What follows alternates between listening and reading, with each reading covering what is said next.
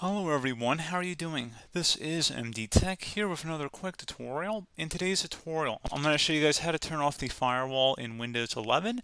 So perhaps you're using a third-party firewall, or perhaps for whatever reason you're having some sort of interference you don't want to create a rule for, but you just want to temporarily turn it off, or perhaps you want to turn it back on for some reason it's turned off.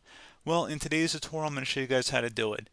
So all you have to do is open up the little search icon that looks like a magnifying glass. So left click on that, and you want to search up Windows Firewall. Best result should go back of Windows Defender Firewall. So go ahead and open that up.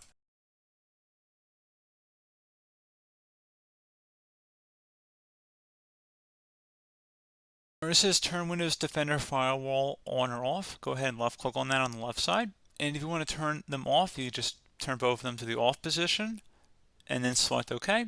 And instead, if you want to turn them on, you can go back in here, or you can just select use recommended settings over here.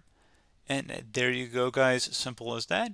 So pretty straightforward process. Do hope that was able to help you out, and I do look forward to catching you all in the next tutorial.